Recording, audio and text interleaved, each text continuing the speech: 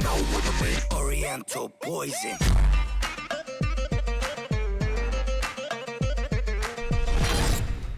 Salam alaikum à tous mes très chers abonnés, j'espère que vous allez bien, que tout va bien pour vous et que votre MIFA se porte bien. Aujourd'hui on se retrouve pour une autre vidéo très importante les frères et sœurs. On va parler de quelqu'un que vous connaissez. Si je vous dis hashtag Griezmann le pyromane, vous me dites hashtag Franck, hashtag beau-frère, hashtag le mec qui a failli foutre le feu à mon jardin, celui qui a failli foutre le feu à ma maison et celui qui a foutu le feu à mon parquet. Bref, vous l'avez reconnu, c'est mon beau-frère Franck. N'hésitez en tout cas vraiment pas à exploser la barre des likes. Je veux un tonnerre, non pas d'applaudissements, mais de likes, ça me ferait plaisir. Aujourd'hui, on va parler de Francky. Oui, on va parler de la voiture de Francky. Comme vous le savez, il y a 1 semaine et demie, je vous avais fait une vidéo pour vous dire que j'allais acheter sa Clio. Alors bien sûr, je vous rassure, cette vidéo, ça n'a jamais été un fake. Je voulais vraiment acheter sa Clio et il voulait vraiment me la vendre parce qu'il comptait acheter la dernière Audi. Sauf que mon beau-frère, il est comme moi et comme beaucoup de personnes dans ce monde, c'est une personne que quand il veut quelque chose, bah s'il peut l'obtenir tout de suite, il va pas se gêner. Le truc, c'est qu'il voulait avoir une Audi très rapidement. Et du coup, il comptait vendre la Clio RS et faire un gros prix à son pote. Et quand j'ai entendu ça, je lui ai dit, attends. Non. Tu vas pas vendre une Clio RS 220 chevaux à ce prix-là à un pote. Tu vas plutôt la vendre à ton bon frère et tu vas rajouter quelques petites sommes qui vont, elles, réduire. Tu vois? Non, franchement, il a été vraiment cool. Il m'a enlevé à peu près entre 4 à 6 000 euros sur la petite Clio RS. Donc, je me suis dit, je vais me la prendre, je vais l'acheter. Le truc pour certains, pour que vous sachiez, j'ai beaucoup conduit cette Clio. Je me sens vraiment bien dedans. J'arrive très facilement à la conduire, même si elle est très puissante. Vu que quand tu es en ville, de toute façon, tu es censé rouler à 50 et pas plus. Si tu roules pas à 120, tu risques de tuer personne. Ce que je veux dire par là, c'est que même si tu as une voiture puissante, si tu écrases quelqu'un, c'est pas une excuse. Tu n'avais qu'à juste apprendre à contrôler ton accélérateur. C'est comme un frein. Quand tu freines pas sec, tu freines progressivement. Et ben quand tu accélères, c'est la même chose. Tu accélères progressivement. Même si la voiture ou certaines voitures sont plus puissantes que d'autres, bah c'est pas forcément toujours des Ferrari qui vont se cracher contre un mur. Des fois, c'est des mecs, oh ils ont une Clio, ils ont une Twingo, ça les empêche pas de faire des accidents. Et je pense que personne ici pourra me contredire. Non. Voilà. Je suis désolé, hein. J'ai plus vu des Clio, des Twingo se cracher contre un mur. Bon, que des Ferrari, mais bon, tout le monde ne conduit pas une Ferrari. Par contre, tout le monde conduit une Clio. À ce niveau-là, j'ai un petit peu tort après, mais voilà. Je pense que vous m'avez compris. C'est au pilote de gérer son véhicule et pas au véhicule de gérer son pilote. Bref. En tout cas, ce que je tiens à vous dire, c'est que très bientôt, j'ai fini mon permis parce que le temps que mon beau-frère récupère la Audi, le temps qu'il me ramène la Clio, c'est dans à peu près 2 semaines. Sauf que moi, j'ai très bientôt déjà fini le code de la route. Pas ma conduite, mais le code de la route, je l'ai pratiquement fini. Il faut savoir que le code de la route, au début, pour moi, c'était un désastre quand j'ai commencé. Là, maintenant, au code de la route, je fais pratiquement avec des exercices de 20 questions, je fais des fois une faute. Et des fois, pas du tout. Et le maximum que j'arrive à faire dans des questions, enfin, en gros, où on pose 20 questions, c'est le maximum, c'est 2 fautes. Et vraiment, quand je merde, 3 fautes. C'est le max que je fais sur 20 questions. Voilà. Mais la plupart du temps, c'est des 1 faute ou des 0 fautes. Je me suis beaucoup amélioré. Il y a des endroits dans le code de la route où j'ai des, où j'ai des capacités vraiment très hautes et il y en a où je suis vraiment moins bon. Et du coup, ce que j'essaie de faire quand je m'entraîne sur internet, sur le site que l'auto-école m'a passé, c'est que j'essaie de travailler les points négatifs et pas les points positifs. Pour vraiment éviter de me faire berner par les questions qui sont les plus dangereuses pour moi. D'accord ?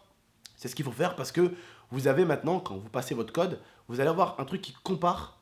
Par exemple, est-ce que tu es bon dans la sécurité routière ? Ça va te mettre le pourcentage de fautes que tu as fait. Est-ce que tu es bon dans la sécurité du passager? Est-ce que tu es bon dans les règles du piétonne? Est-ce que tu es bon dans tout ce qui est... Voilà, sur le véhicule, tout ce qui est huile, essence. Est-ce que tu gères bien le démontage des pneus? Tout ça, tu vois, c'est des détails à la con, mais il faut gérer tout ça. Voilà, il faut apprendre tout ça.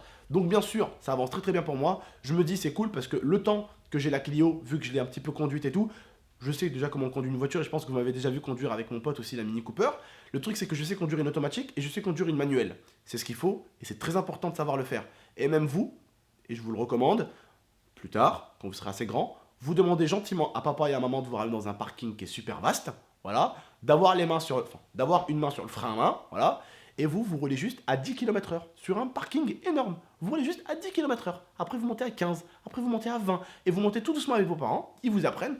Comme ça, le jour où tu arrives à l'auto-école, tu sais déjà, il faut mettre la ceinture, régler le rétro, vérifier le truc, un truc qui vous fait gagner un point, fermez la porte. Fermez les portes, ça vous fait gagner des points, attention. Oui. Après, ce que vous faites, c'est que, hop, vous préparez tout ce qu'il faut et tout. Vous savez déjà ce qu'il faut faire. Vous savez déjà à quel moment il faut passer la première, à quel moment il faut passer la deuxième, à quel moment il faut passer la troisième.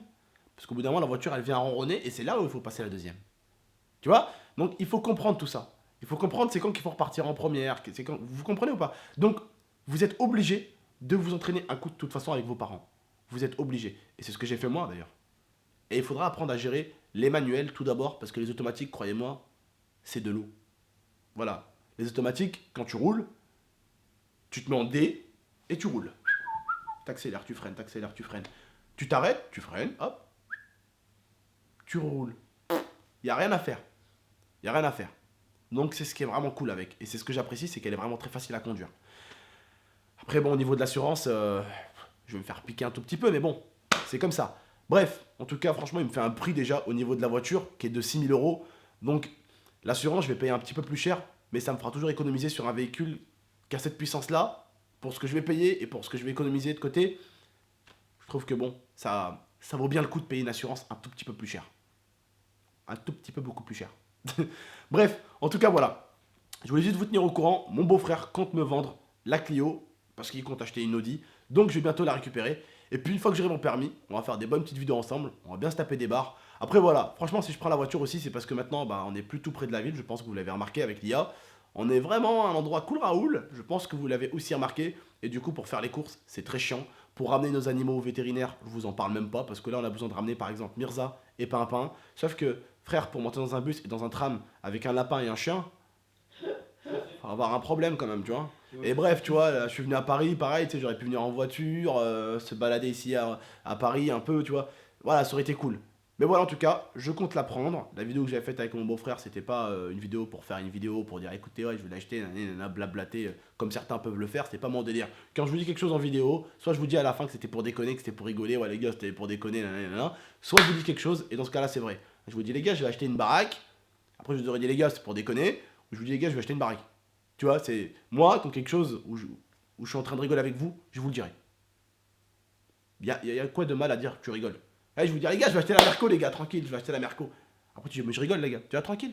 T'as pas besoin de montrer aux gens que tu vas acheter une Merco, nanani, nanana, c'est bon, tu vois, t'as pas besoin de te la péter à ce niveau-là. Je veux dire, tu sais ce que tu vaux, les gens ils savent ce que tu vaux.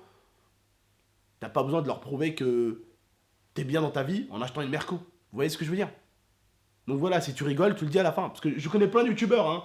Ouais, je vais acheter une Lamborghini, je vais acheter une Ferrari, juste pour se la péter, sauf qu'ils sont en train de mytho à leurs abonnés. Tu vois? Mais c'est juste pour montrer à leurs abonnés, regardez, j'ai de l'argent. Tu vois? Voilà, je pense que vous en connaissez des comme ça. C'est le même style de modèle de youtubeur. Ouais, j'ai ça comme bagnole, j'ai acheté ça comme bagnole. C'est pas mon délire en tout cas. Tiens, je vous ai dit, je vais prendre la Clio, je la prendrai. Si mon beau-frère veut encore me la vendre. Bref, en tout cas, ouais, ce matin, voilà, j'ai reçu un SMS de lui qui m'a fait énormément plaisir. Voilà, je vais juste vous dire, prenez soin de vous et de la MIFA, les frères et sœurs. A très très bientôt. C'était GameX13 et les potos là-bas. Ciao.